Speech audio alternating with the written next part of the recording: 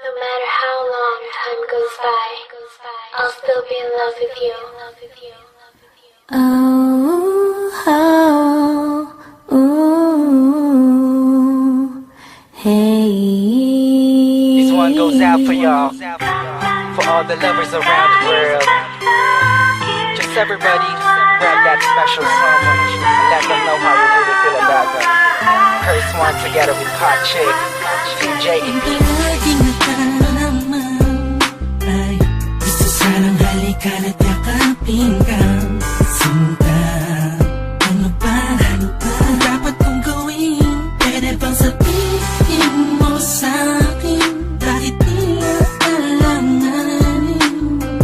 Ang lagay ko sa iyong kamay parang mabigat na di mo mabigay. Paano ang tayo malapit pero bakit ba ang layo mo? Sa tuwing magkausap tayo, nauunahan ka pa, tapos agad nagagalit ka. Di ko naman alam kung bakit ba. Tapos lang naman ay magtiwala ka. Bakit ba kailangan mo pang gusiyahan ang damdamin ko? Pwede mo naman pakiramdaman, siguro ako sa okay nasasaktan. Kapag nagkagalit ka sa'kin, nawala naman dahil lalo mahal. Pakiusap lang, wag kang ganyan.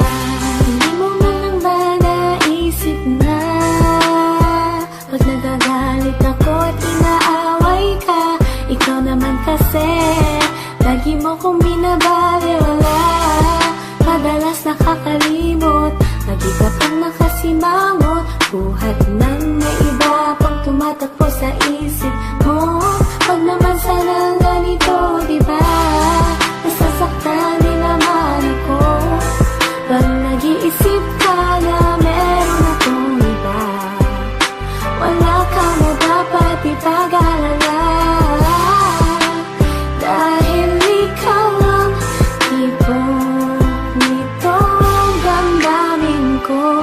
Sagot sa lahat ng panalangin ko. Bakit ba kailangan mo pang gusiyahan ang damdamin ko?